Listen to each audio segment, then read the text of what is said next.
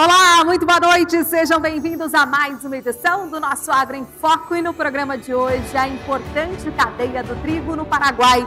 Muita tecnologia e inovação no uso de games no agro. Sobre isso e os avanços da agricultura digital, eu converso com o Leandro Carnion, gerente de inovação, geração de valor e experiência do cliente da John Deere. Como mitigar os impactos ambientais do maior produtor mundial de cana-de-açúcar? Tem mais a previsão do tempo em cada região, o agro e a Copa. E as últimas notícias do agronegócio brasileiro. O Agro em Foco começa agora.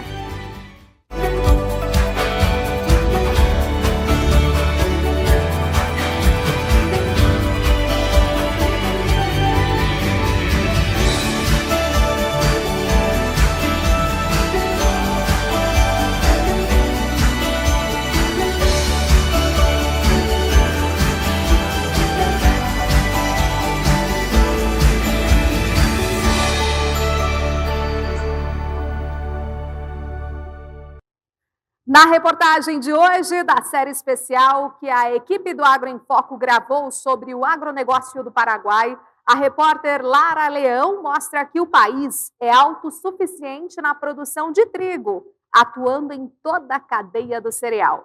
Vamos conferir.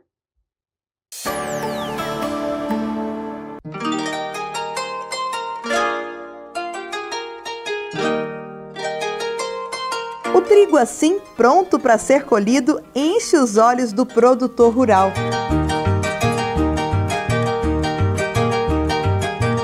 O Agro em Foco continua nos campos paraguaios e desta vez estamos em Campo Nove, estado de Caaguaçu.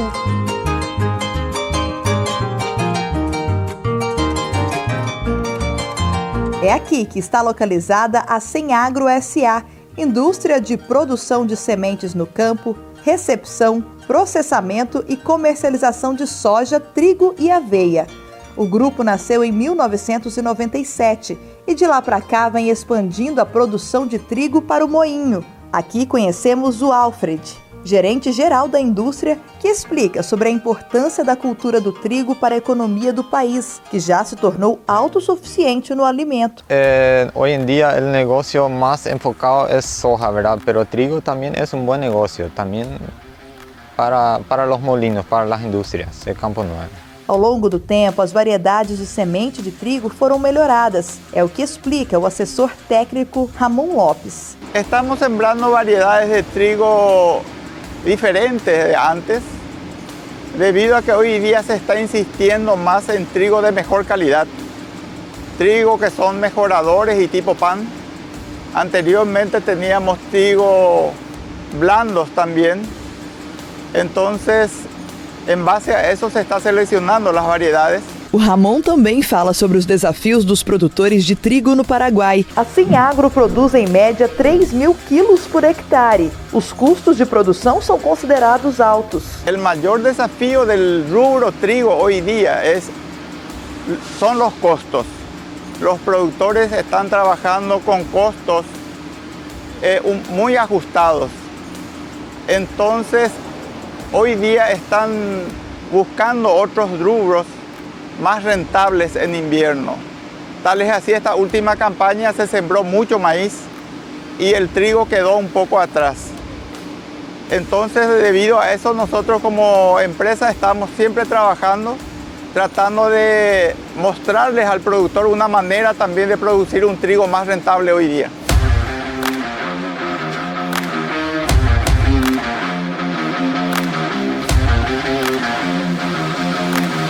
No trabalho industrial, o trigo beneficiado na Semagro ajuda a gerar renda e emprego no distrito. Cerca de 80 pessoas trabalham na linha de frente, com as máquinas, no campo e na linha de produção. Todo o processo é acompanhado de perto.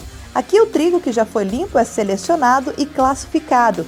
Vem do silo e é hidratado com água até começar a ser moído. O processo da moagem é repetido 4 vezes.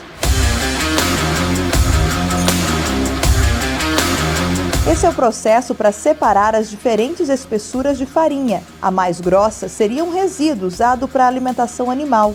Passado o processo da moagem, são adicionados nutrientes, vitaminas, processos que são exigidos por lei no Paraguai. Y es una vitaminas y mejorador que el gobierno exige, entonces tenemos que colocar eso. A indústria moe 130 toneladas de trigo todos os dias. E a farinha é classificada em 2 tipos. Um é uma farinha mais nobre, classificada em 4 zeros. E uma outra mais grossa, chamada de 3 zeros. E toda essa produção é consumida no mercado interno. A farinha mais nobre é direcionada para a fabricação de bolos e massas em geral. A outra, um pouco mais grossa, é usada para fazer pão.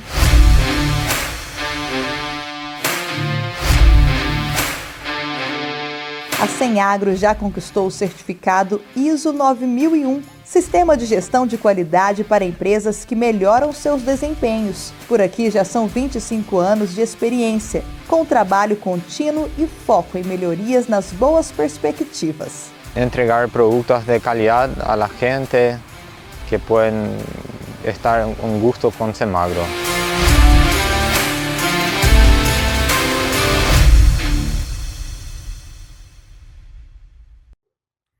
Chegou a hora do nosso foco no campo. Vamos ver como andam os trabalhos por lá? Bom, nosso mapa já está aqui para vocês.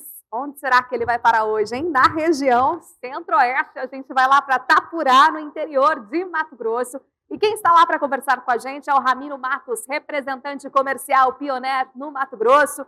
Oi, Ramiro, boa noite. Como é que anda essa safra 22-23, hein? Boa noite, Renato. Tudo bem? Estamos passando por uma safra bem diferente, né? O produtor está tendo bastante dificuldade. A condição climática está sendo uma amplitude muito grande esse ano, um ano bem atípico, passando por bastante chuva na fase inicial, um período de seca aí agora nos últimos dias, temperaturas extremamente altas. Então, não estamos num ano comum de Mato Grosso aí, como é o costume do produtor da nossa região comentar. Bom, Ramiro, a gente sabe, eu tenho conversado com algumas consultorias especializadas no setor, é uma safra que está mais tardia, né, na janela de plantio. Quanto que vocês ainda têm aí para semear, para plantar? Como é que está esse percentual hoje no estado? O plantio está praticamente finalizado, assim, salvo alguma região muito pequena, isolada, né, mas estamos praticamente com o plantio terminado. A safra está com aproximadamente aí 60%, 70% da cultura já instalada, com mais de 30, 40 dias. E devemos iniciar a colheita aí a partir da primeira semana de janeiro aí das áreas de pivô que foram semeadas antes da chuva, né? E o que correu normalmente aí de chuva a partir do dia 20 de setembro. Então, dia 20 de janeiro, 15 a 20 de janeiro, a gente já deve começar as colheitas esse ano aqui para a nossa região. Excelente. Depois, tudo pronto para a segunda safra de milho, né? Que promete, claro.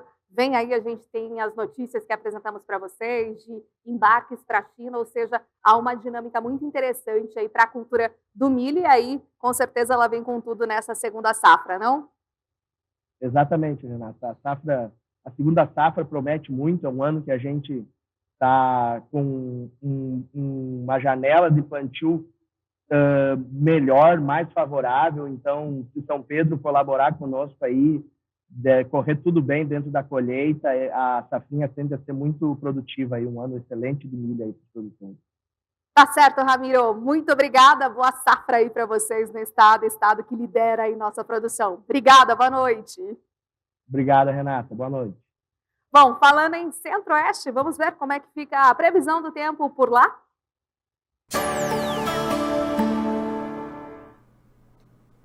A imagem de satélite mostra a atuação de uma frente fria em áreas do Brasil Central, entre Sudeste e Centro-Oeste inclusive. O tempo continua bastante instável e a chuva das últimas semanas serviu para fazer a manutenção da água disponível no solo. No entanto, em áreas do Centro-Oeste, a chuva tem acontecido de forma bastante irregular, mal distribuída. Enquanto que em áreas produtoras de Mato Grosso do Sul, áreas mais ao sul de Mato Grosso, também no sul de Goiás, o solo está com menores índices de água disponível no solo, um solo mais úmido está concentrado em áreas do centro e norte de Goiás e áreas também mais ao norte de Mato Grosso, mas vemos essa distribuição da água no solo mais elevada também de forma irregular na região centro-oeste. Nos próximos dias ainda tem previsão de chuva nas áreas produtoras. Os maiores acumulados devem acontecer nessas áreas em amarelo, em vermelho do mapa, ou seja, pode acontecer nos 3 estados, mas de novo, uma chuva mal distribuída. Chove muito em umas áreas, em outras nem tanto.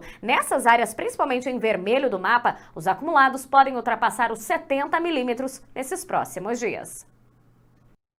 E continuamos em clima de festa, em clima de Copa do Mundo. Passamos pelas oitavas de final e amanhã o Brasil entra em campo com toda a força.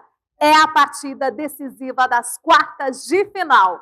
Bora que a gente vai torcer mais do que nunca pela conquista do Hexa. Estamos mais perto. E nós do Agro em Foco estamos juntos nessa torcida e é claro, mas além de futebol, os países da Copa têm muita produção para mostrar no outro campo. Quer ver só? É o Agro e a Copa.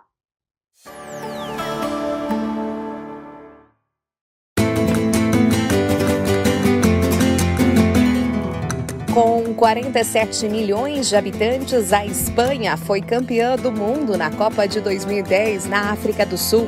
E de seus campos sai a maior produção de azeite do mundo. Com 2 dos clubes mais admirados do planeta, o Barcelona e o Real Madrid, a Espanha produz trigo, beterraba de açúcar, cevada, tomates, azeitonas e muita uva, o que o torna o 3º maior produtor mundial de vinhos. Na pecuária tem destaque os bovinos e principalmente os suínos. E a Espanha produz um dos mais apreciados presuntos do mundo.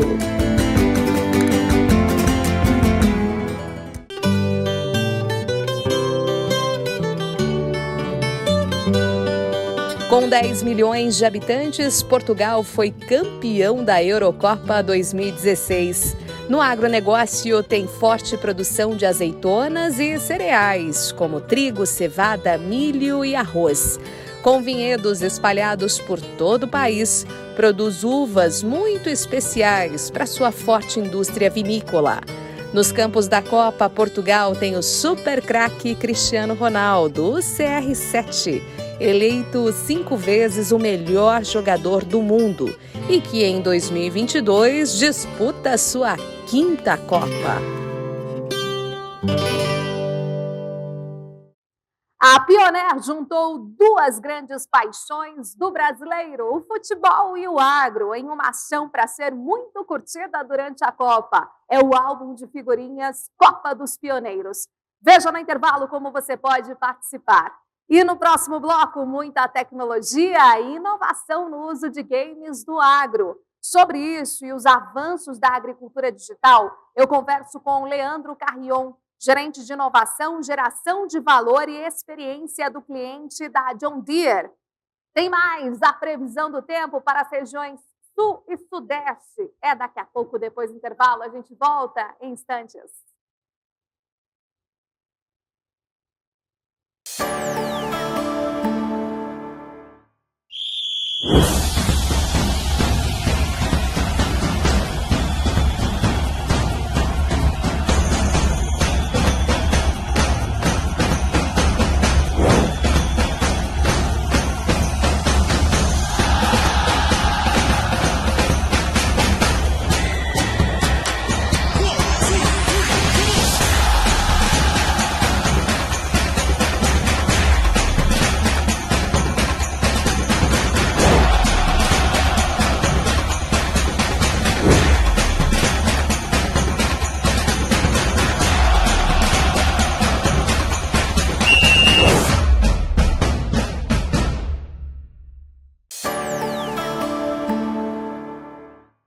O plantio da safra de soja 22-23 atinge 91% da área estimada, segundo a consultoria G-Rural.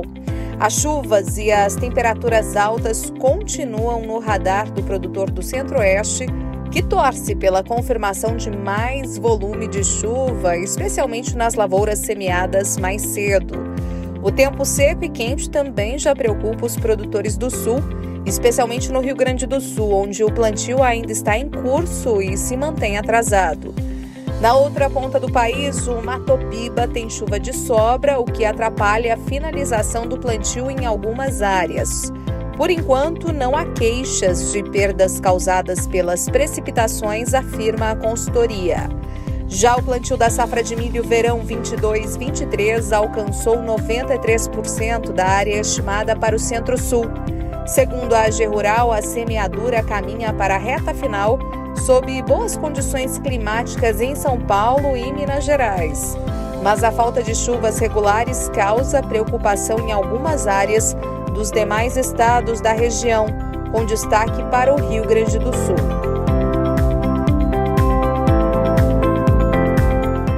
A Confederação da Agricultura e Pecuária do Brasil prevê de estabilidade a crescimento de 2,5% para o PIB do agronegócio em 2023, na comparação com o previsto para este ano. Os elevados custos de produção podem limitar o desempenho do setor no próximo ano, de acordo com a CNA. As estimativas foram apresentadas durante eventos sobre as perspectivas do agro para 2023, promovido pela Confederação. Com o avanço das tecnologias interativas, mais e mais a vida real e o virtual se misturam no dia a dia do campo. Além das ferramentas digitais em máquinas, softwares de gestão, monitoramentos e simuladores, os games entram no cotidiano do agronegócio. A reportagem de Lara Leão mostra como essa gamificação chegou para ajudar o produtor brasileiro.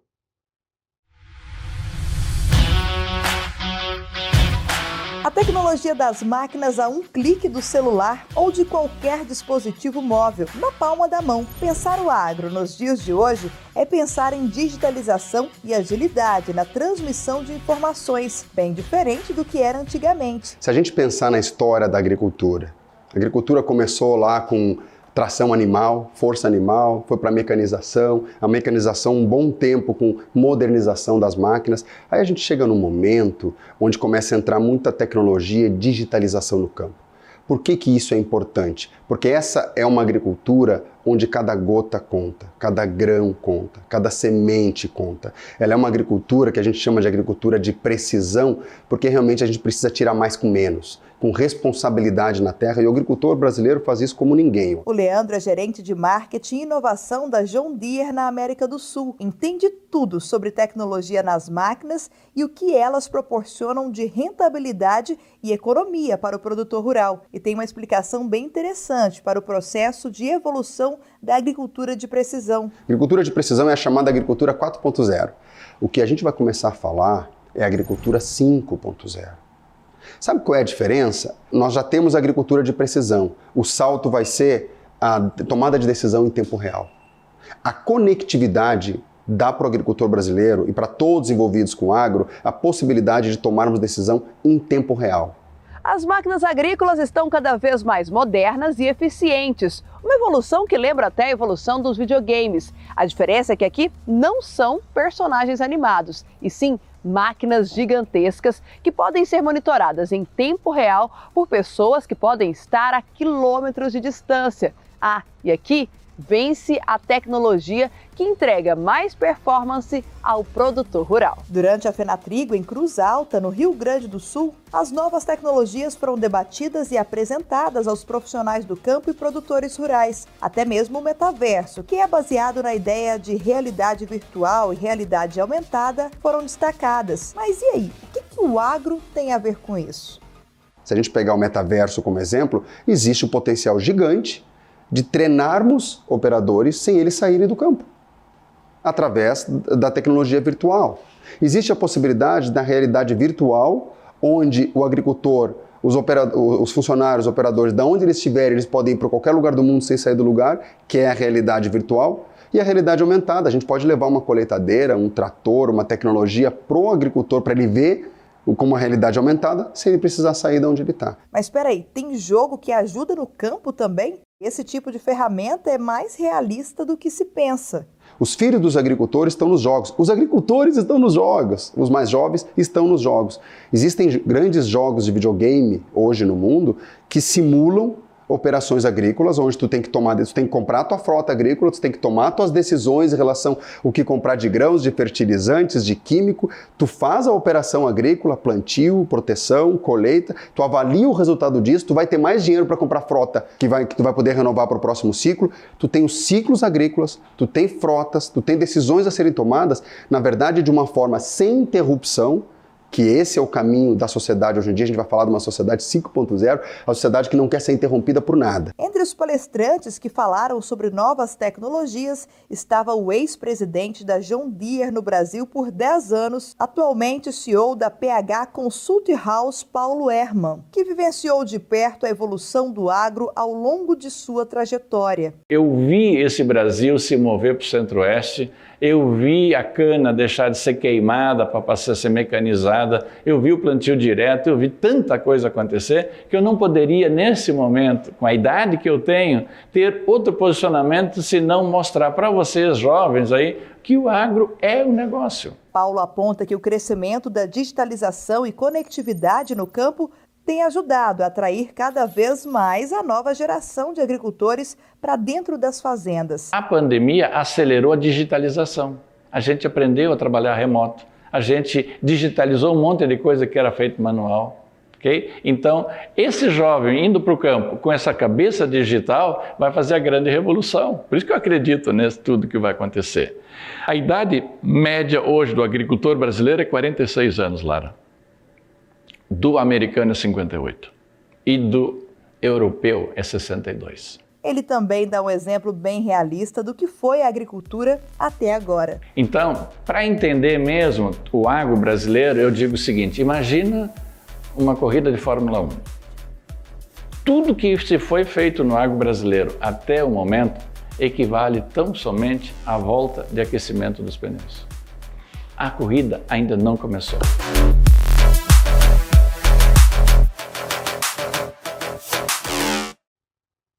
Como Paulo Herman, ex-presidente da John Deere Brasil, destacou na reportagem, a corrida do agro brasileiro mal começou. Por isso, para sabermos das tendências e desafios da agricultura digital, eu converso um pouco mais com Leandro Carrion, gerente de inovação, geração de valor e experiência do cliente da John Deere. Oi, Leandro, muito boa noite, seja bem-vindo aqui à nossa edição do Agro em Foco. Boa noite, Renata. Prazer estar aqui com vocês, para a gente falar do agro, para a gente falar de desafios, de oportunidades. Vai ser um bate-papo bem bacana. Obrigado pela oportunidade. A gente que agradece. Então, a minha primeira pergunta vai nessa linha de inovação, tendência dentro do segmento da tecnologia. O que podemos aguardar já para o próximo ano, para 2023, e como a John Deere vem trabalhando esse cenário, hein? Sabe, Renata, primeiro falando de desafios, a gente tem aí inúmeros desafios, eu diria, oportunidades no agro. Quando a gente fala em inovação, quando a gente fala em tecnologia, sem dúvida nenhuma, a capacitação é um grande desafio, a adoção de tecnologia é um grande desafio, e mais do que tudo isso, a demonstração do valor agregado, do que quando a gente fala de tecnologia no agro, para aquele que está lá na ponta produzindo, para o nosso agricultor. Como traduzir a importância da tecnologia, como traduzir a importância da inovação para que ele enxergue o valor concreto na operação dele. Então, são muitos desafios e, ao mesmo tempo, muitas oportunidades. A John Deere tem olhado isso com muito carinho, tem olhado isso no sentido de entender a realidade do nosso agricultor, entender quais são as dores e o que é valor para o agricultor brasileiro, e nós temos para oferecer o que há de mais avançado de tecnologia, e estamos buscando e trabalhando muito forte no que tem de mais acelerado em inovação para o agro, justamente não só sobre o que nós acreditamos, mas buscando atender o que é importante para o agricultor brasileiro. Então, a gente pode falar aqui sobre algumas frentes interessantes, tenho certeza que a gente vai entrar em algumas delas. Pois é, o que a gente poderia já detalhar aqui para a nossa audiência online, que vocês vêm trabalhando fortemente e que acabou sendo, de fato, um grande desafio para vocês, como companhia, como segmento agro? Eu diria, e eu vou levando, Renata, nessa linha que eu estava contextualizando no início, eu diria que com todo esse desenvolvimento tecnológico, existe uma tendência muito forte de buscarmos acelerar a capacitação no campo. O nosso agricultor precisa entender, isso é a nível global, não é só Brasil, não. O Brasil, na verdade, é a grande vanguarda da agricultura no mundo hoje em dia, é a grande oportunidade se a gente falar numa revolução no agro, essa revolução ela vai partir do Brasil. E o agricultor precisa entender melhor todas as tecnologias que nós temos, né, para plantar melhor, para proteger melhor, para colher melhor, para fazer melhor planejamento, para ter maior rentabilidade com muita sustentabilidade. O agricultor precisa entender como trabalhar com tudo isso. Então, eu diria que quando a gente olha para 2023, já estamos nessa batida, né? Mas quando olhamos para 2023 com as soluções tecnológicas que temos, Renata, hoje a gente tem mais tecnologia embarcada em produtos, em soluções na agricultura do que num Tesla. E o mundo inteiro fala de carros extremamente tecnológicos. Eu costumo dizer, já entrou numa colheitadeira, né, para entender toda a tecnologia que nós temos, num pulverizador, numa colheitadeira. Então, nós precisamos de mais e mais capacitação para aquele que está lá na ponta, para que entenda como trabalhar com tudo isso. E nós estamos numa agricultura, e aí tu controla para nós o tempo aqui, Renata, porque eu vou me empolgar, eu sei, mas nós estamos numa agricultura que nós chamamos de agricultura 4.0, que é a agricultura de precisão. Então, toda a tecnologia que existe hoje, toda a inovação, a John Deere investe, talvez a empresa que mais investe, uma das no mundo que mais investe em inovação e tecnologia. Toda essa tecnologia se traduz em agricultura de precisão. O que é essa agricultura de precisão? Vamos falar na linguagem do cliente, a gente plantar na medida certa, a quantidade certa de semente, que a gente tenha os fertilizantes na quantidade correta, que a gente use da melhor maneira possível os defensivos, que a gente consiga ter o melhor a colheita dos grãos, a melhor utilização, que a gente tenha uma precisão que aumente a rentabilidade, que diminui os custos. Essa é a agricultura 4.0 com muita tecnologia. Agora, primeiro, o nosso agricultor ele precisa entender como melhor utilizar isso. Não é falar sobre a tecnologia, é na linguagem dele, Renata, ele entender quantas toneladas ele consegue tirar mais por hectare, quantos reais a mais por hectare, né? Retorno sobre o investimento dele, quanto aumenta com o aumento da tecnologia embarcada na operação agrícola dele. Tá bom, isso é agricultura 4.0, mas nós temos um tombo aqui. Nós estamos vivendo numa revolução silenciosa que vai transformar a agricultura brasileira e mundial. Nós estamos saindo da agricultura 4.0. Nós estamos indo para um outro nível de agricultura. Uma agricultura que a gente chama agricultura 5.0. Por que eu estou falando da agricultura 5.0? Porque tem um elemento, Renata, que vai fazer com que toda essa tecnologia, o agricultor tendo a capacitação, entendendo melhor como utilizar, toda essa agricultura faça uma diferença incrível no campo, que vai demonstrar o impacto disso lá na mesa, na cidade, que é a conectividade no campo. A conectividade vai transformar a agricultura de 4 para 5.0. Aqui é ter decisão em tempo real. Aqui cada hectare conta, cada semente conta, cada talhão conta, cada semente conta, cada gota conta, cada grão conta. Aqui as tecnologias não são mais o trator com a plantadeira para fazer o serviço. Não é mais a colheitadeira para colher o grão. Renata, nós estamos falando de grandes geradores de dados. Essas máquinas são geradores de dados. E esses dados a serem utilizados para gerar valor no campo, para melhor gerenciamento, para melhor entendimento se o manejo ocorre mais correto ou não, se as decisões foram as melhores tomadas ou não, se precisa fazer alguma coisa diferente para o próximo ciclo. Então, são dados que geram valor, de novo, para aumentar a rentabilidade, para diminuir custo, para aumentar a sustentabilidade do negócio como um todo. E a gente creio que consegue falar bem mais sobre isso, entrando na responsabilidade com a comunidade, a responsabilidade com as famílias envolvidas, com as empresas envolvidas no agro. É esse agro 5.0 que vai fazer muita diferença na utilização da tecnologia. Então, quando tu me pergunta a tendência de tecnologia para 2023, ou a tendência de novos, né, de uma disrupção em 2023 com inovação, para nós é ir muito da agricultura 4.0 para 5.0 com conectividade, e aí o uso na plenitude das tecnologias que existem hoje, que são muito avançadas, precisam ser melhores entendidas e conseguem ser utilizadas de uma forma mais efetiva em tempo real. Excelente essa jornada que você fez com que a gente acompanhasse aí junto a você. E você tocou num ponto muito interessante, Leandro, sobre sustentabilidade, claro, e não só sobre a responsabilidade, a ótica ambiental, mas a social das famílias também, que é super importante. Então, como que a companhia tem trabalhado esse que é um ponto-chave nos diálogos, não só aqui no Brasil, mas em nível mundial também? Excelente, obrigado pela pergunta, Renata. Tem alguns pontos que a gente pode falar aqui sobre essa seara da sustentabilidade com a tecnologia, com a inovação. Uma das questões, quando a gente fala, por exemplo, de ESG, nós estamos falando de sustentabilidade ambiental, sim, mas nós estamos falando de economia, nós estamos falando de governança, nós estamos falando da responsabilidade social. E quando a gente fala em conectividade, eu gostaria de voltar nesse ponto, nessa jornada, né, de transformação, que sai lá do trabalho com força animal para a mecanização, para a agricultura de precisão e agora a agricultura de decisão, que é a agricultura 5.0 com conectividade.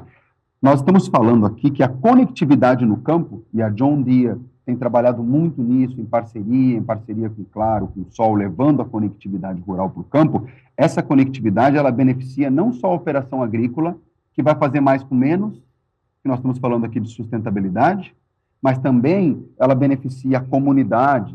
Imaginem as escolas que não têm conectividade, que não têm internet, começam a ter, imaginam hospitais em pequenas comunidades, imagina o impacto social da conectividade em ambientes onde, por exemplo, Renata, a Unicef tem um estudo interessantíssimo da Unicef que fala que é um estudo de 2019, mas não mudou tanto a realidade para hoje, que a cada 4 crianças no meio rural, uma não tem nenhum acesso à internet, à conexão virtual. Imagina a transformação social que isso faz. Então, a John Deere tem trabalhado muito nessa questão da conectividade para a transformação social, transformação da comunidade e transformação ainda maior na operação agrícola como um todo. E a questão de tecnologias associadas à conectividade, eu vou te trazer um outro ponto aqui.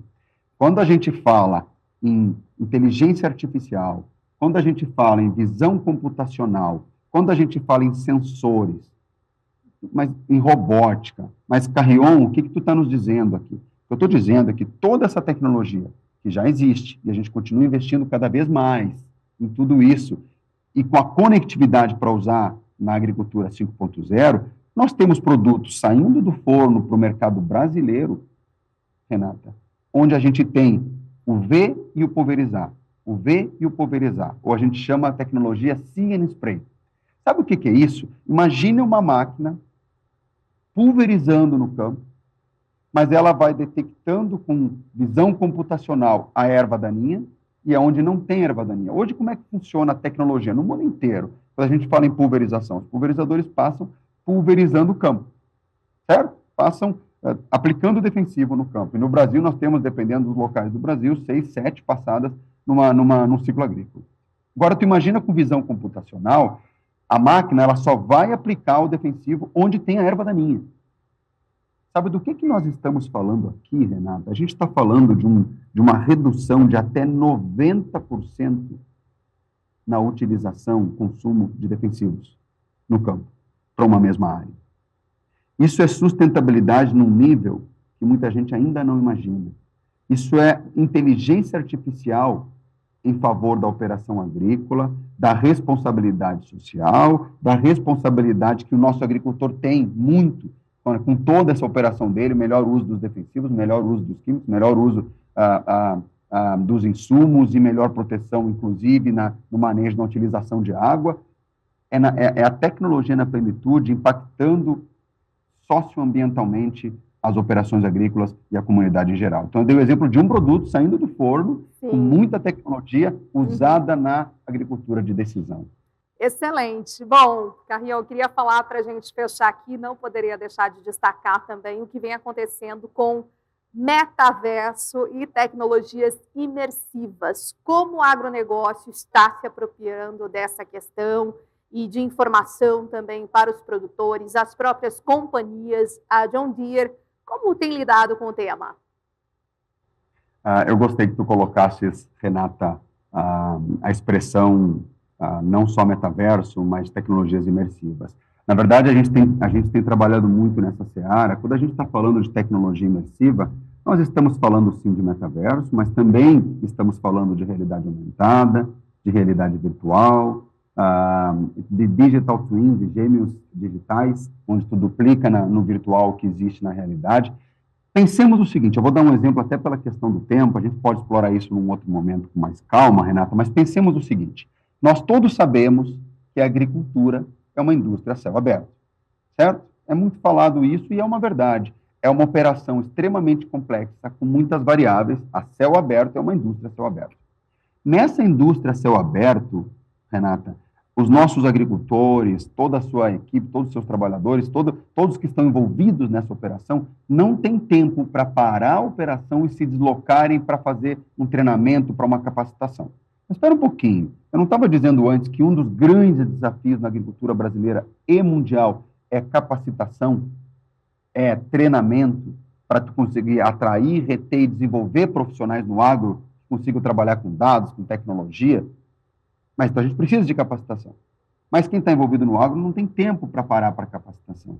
Mas essa tecnologia imersiva, quer ver uma coisa? Realidade aumentada.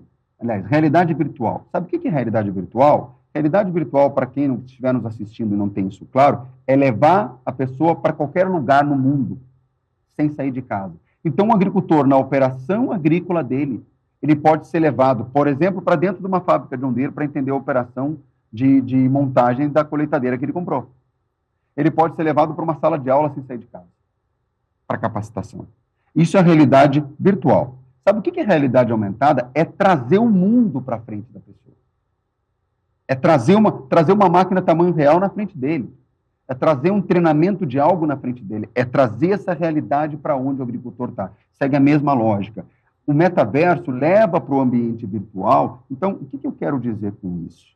Tentando sumarizar um pouquinho aqui, a gente poderia falar de muitas outras tecnologias ligadas nessa questão de tecnologia imersiva que a gente está dizendo aqui, que traz muitas oportunidades no agro. E talvez um dos segmentos da economia que a gente tem mais oportunidades no mundo é o agro para tudo isso. Vamos falar de capacitação, metaverso, realidade aumentada, realidade virtual, digital twins, blockchain, tudo isso traz uma possibilidade de capacitação incrível. Abre-se linhas de oportunidades para desenvolvimento de profissionais no agro, para proteção de profissionais que não precisam ser expostos a determinados elementos e podem ser, com uma realidade muito fidedigna, receberem essa capacitação, receberem essa experiência. Então, a experiência no digital ajudando a transformar o agro através de utilização disso lá na ponta para o nosso agricultor. São muitas oportunidades. Eu destacaria a questão de educação, capacitação através dessas tecnologias e também estamos indo para esse caminho. Excelente, muitíssimo obrigada. Daria para a gente fazer uma entrevista aqui incrível, ainda mais longa, mas muitíssimo obrigada. Não faltarão oportunidades, Leandro Carrion, por estar aqui com a gente. Então, muito obrigada mais uma vez e até uma próxima oportunidade. Adorei aqui a nossa conversa.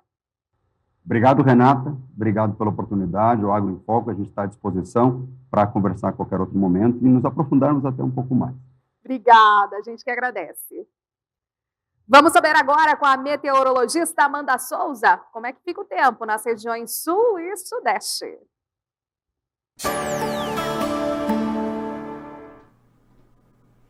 A imagem de satélite mostra a ausência da nebulosidade na região sul do Brasil sob efeito de uma massa de ar seco que vem na retaguarda da última frente fria que agora avança entre sudeste e centro-oeste. Mas nos últimos dias o sistema frontal provocou muita chuva em áreas da região sul do Brasil, o que aumentou a água disponível no solo, especialmente entre o norte do Rio Grande do Sul, Santa Catarina e grande parte das áreas produtoras do Paraná, contam com um solo bem mais úmido comparado às últimas semanas, agora com índices acima de 60%, 70%. A expectativa é de tempo firme no decorrer desses próximos dias. Até o finalzinho desta semana, tem previsão de tempo firme na região. Mas já no final de semana, tem possibilidade de chuva retornando na região sul, mesmo que ainda de forma mal distribuída. Serão pancadas rápidas, associadas à formação de um novo sistema frontal. Temos também a atuação de outras instabilidades. Deve chover de forma expressiva entre o Rio Grande do Sul e Santa Catarina,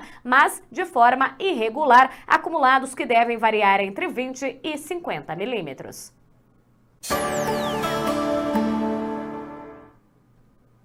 a chuva não tem dado trégua na região sudeste do Brasil. A imagem de satélite mostra a atuação de mais uma frente fria. Os últimos dias foram marcados por muita chuva e elevação dos índices de água disponível no solo nas áreas produtoras. Inclusive, houve registro de vários transtornos: erosão do solo, alagamentos, inundação, deslizamentos de terra. E essa chuva, por enquanto, ainda não deve dar trégua. A umidade do solo está mais elevada na faixa leste da região, desde São Paulo até o Espírito Santo e em boa parte do estado de Minas Gerais, desde o sul de Minas até pontos do norte mineiro. A água disponível no solo bem mais elevada por conta da chuva expressiva das últimas semanas.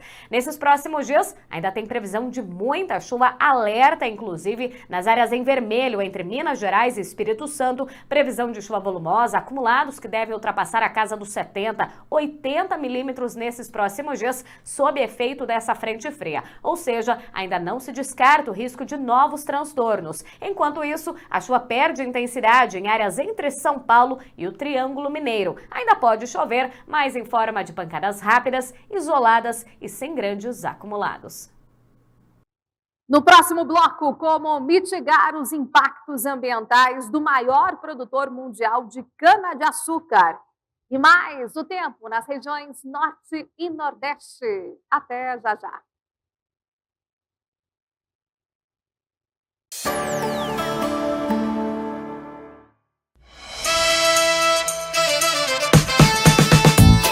São quase 300 lojas com a melhor estrutura distribuídas pelo país.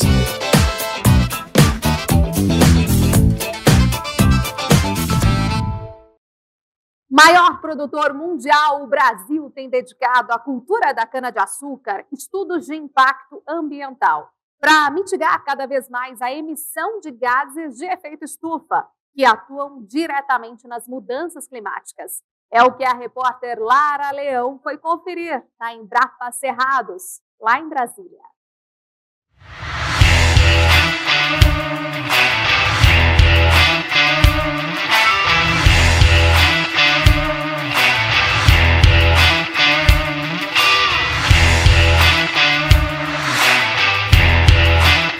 Em cada canto do Brasil é possível enxergar um canavial, tanto que a produção de cana-de-açúcar brasileira é a maior do mundo.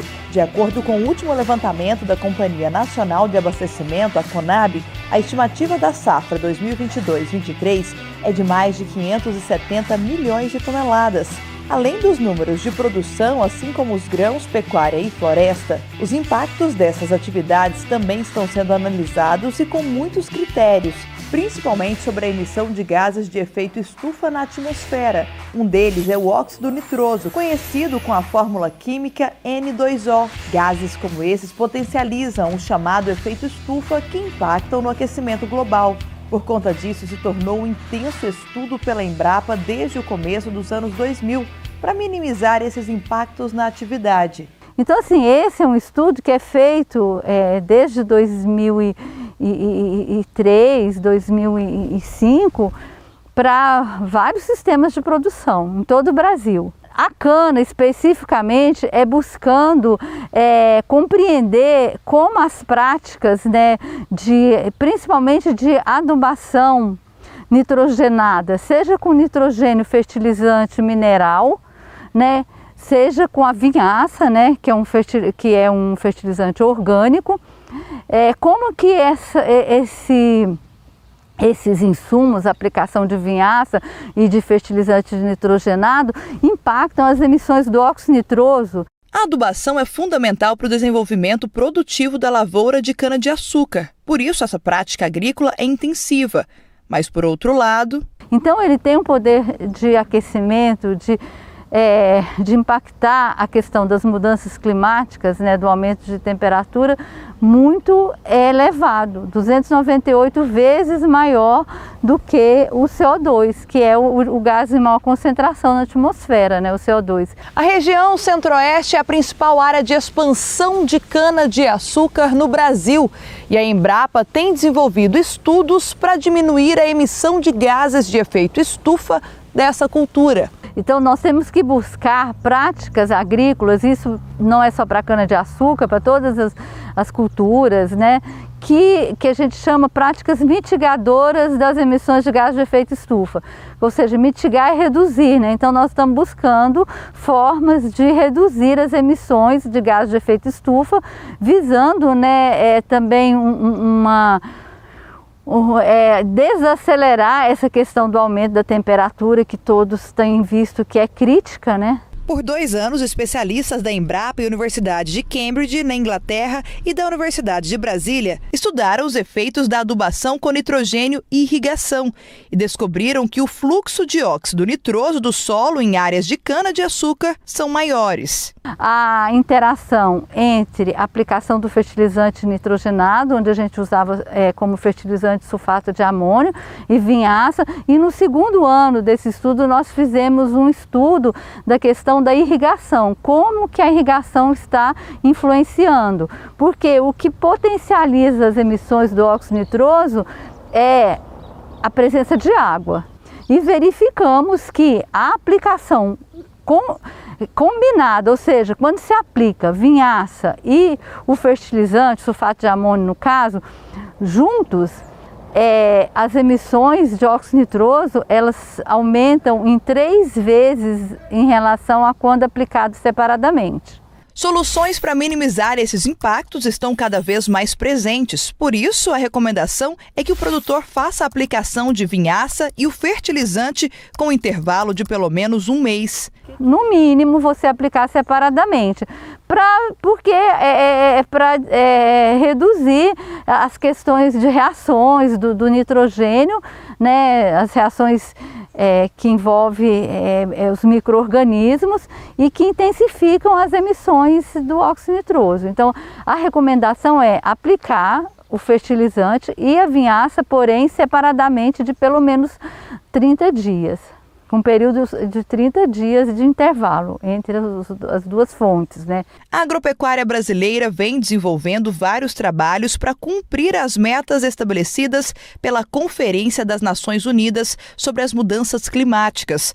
Com um olhar para o futuro, sem esquecer de cuidar do meio ambiente, agora o desafio para quem produz alimentos no Brasil é zerar as emissões de gases de efeito estufa até 2050. Estamos adotando sistemas que são sistemas que foram propostos, né, como ações nacionalmente mitigadoras. Por exemplo, a integração lavoura-pecuária-floresta, a fixação biológica do nitrogênio, que permite reduzir a aplicação de fertilizantes nitrogenados, o sistema plantio direto. Então, todas essas práticas são práticas consolidadas na agricultura brasileira, né, utilizadas já, visando, inclusive dentro de um programa do governo, que é o Plano ABC, que foi um plano implementado visando atingir essas metas, que é o plano agricultura de baixo carbono,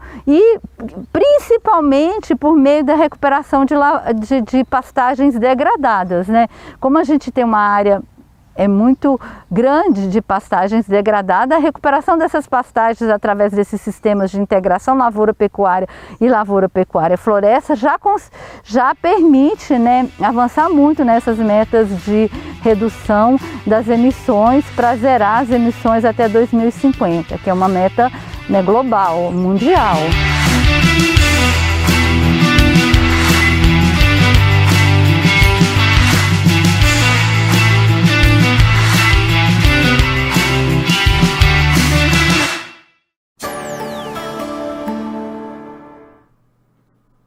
As instabilidades tropicais têm mantido a organização das nuvens carregadas em partes da região norte. Inclusive, a chuva tem sido persistente, até bastante abrangente na região norte nessas últimas semanas, o que ajudou a aumentar a água disponível no solo em importantes áreas produtoras. Destaque principalmente para o sul do Pará, áreas do Tocantins, que agora contam com índices de disponibilidade hídrica do solo acima até dos 65%, ou seja, já é um solo bem mais favorável para as áreas produtoras. Com relação aos próximos dias, muita chuva prevista ainda para a região norte, principalmente em áreas do oeste. Rondônia, Acre e Amazonas devem receber acumulados acima de 40 milímetros. Nas áreas em vermelho do mapa, acumulados de até 70, 80 milímetros nesses próximos 5 dias. Mas, de modo geral, tem previsão de chuva em toda a região. Chove também em Roraima, Amapá, no Pará e no Tocantins. Destaque para o sul do Tocantins, com acumulados expressivos sob a influência da nova frente fria.